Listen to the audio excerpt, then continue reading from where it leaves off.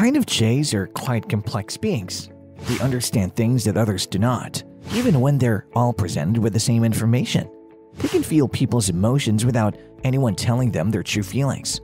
As great as INFJs are, they're the rarest and most misunderstood Myers-Briggs types. They sometimes feel that they don't understand themselves or those around them. If you're an INFJ and social etiquette eludes you, then here are some things you should never tell your crush. You'll thank us later. Number 8. Why didn't you reply to my texts?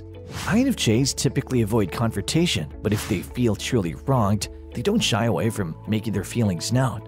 If your crush left you on read or seen even after you double or triple texted them, it may be tempting to go up to them and give them a piece of your mind.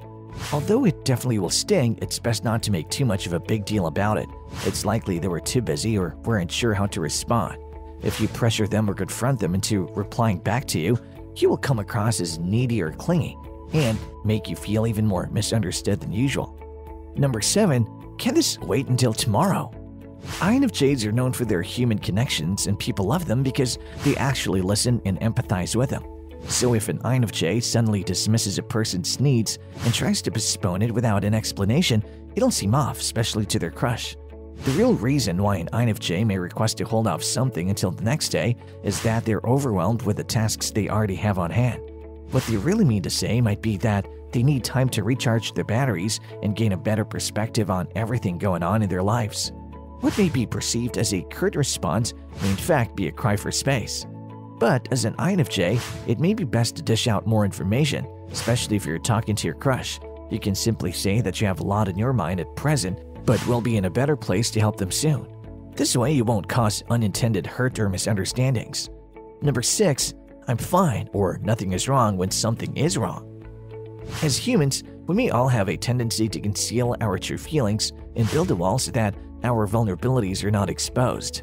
INFJs too do the same, as they feel that talking about their emotions is a burden on the listener. They feel as though it is their duty to help others with their problems and hate putting the spotlight on their own problems. In addition, they are independent and prefer handling their problems on their own.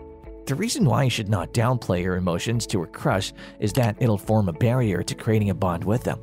Also, if something is visibly wrong, it may frustrate your crush and create unnecessary misunderstandings between you. Opening up will help you and your crush build a healthy connection and can help you take things to the next level with them. Number 5. Does that make sense? INFJs are intellectual beings who get lost in conversation when they begin to describe their philosophies, ideas, or subject they're passionate about. When ideas go into an abstract area, tangents begin forming, and the INFJ may start taking detours that are tough for others to keep track of. When the INFJ detects the other person's discomfort or a confused look in their face, they may abruptly end the conversation on their side by asking the latter if they understand what they're saying.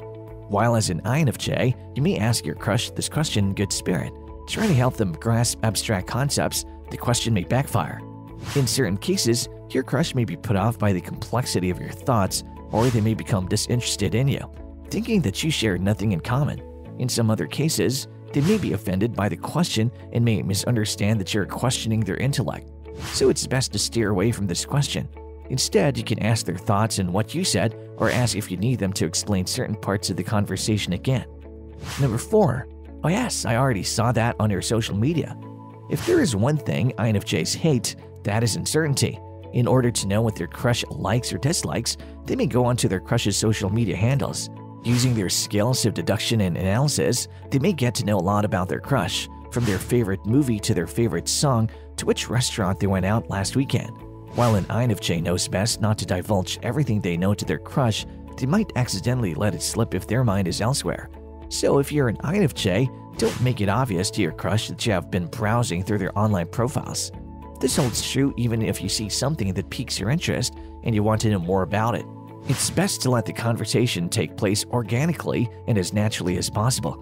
Remember, just like you, not everyone may feel comfortable knowing that their lives are being scrutinized, so keep it on the down low as far as possible. Number 3, it's not that important. If you're an INFJ and things don't go the way you predicted, it's easy to get immensely frustrated, especially if you have invested a lot of time into the task. If an INFJ says that it's not important or throws out the much-dreaded never mind, it can mean that they are testing the water before bringing up an uncomfortable subject. It can also mean that they're angry with a person for not completing something on time or not paying attention to an important conversation. In the best-case scenario, it means that they're trying to stop a challenging conversation so that the other person doesn't feel burdened or uncomfortable. Unfortunately, no matter what you mean as an INFJ, it is likely that if you say this to your crush, they will interpret the second meaning, just like most people will. They may feel that you're being rude or being impatient and pedantic. It's best to avoid any passive-aggressive statements like these so that they're not misunderstood. Instead, you can try taking a direct approach and telling what is on your mind or what is bothering you. Number 2. Sorry, I was zoning out. It's no secret that an INFJ is prone to get lost in their own thoughts and mind map. After all, they see patterns and connections in seemingly unconnected things. However, if they're unable to connect the dots about something really perplexing, they may become so obsessed that they might think about it day in and day out. When this happens, their thoughts consume them and they become oblivious to the current things going around. In fact, they might even run into a pole if no one stops them. Their obliviousness extends to people talking to them, and they may not pay full attention to a conversation like they usually do. With an INFJ, people, including their crushes, get used to a certain level of attention that they always pay to them. So if you suddenly blurt out that you are zoning out, your crush is likely to perceive it as rude. As an INFJ, it can be hard to control the urge to get lost in the wonderful world of patterns. However, if you need a conversation or question from your crush to be repeated, it's best to give more context. Perhaps you could apologize and say you were not ignoring them but got distracted by something else in your mind. Appreciate that they took time to repeat what they said as well. Number 1. I don't think you should be with. This is probably one of the worst things an INFJ can tell their crush, but thankfully, the chances of it occurring are very low.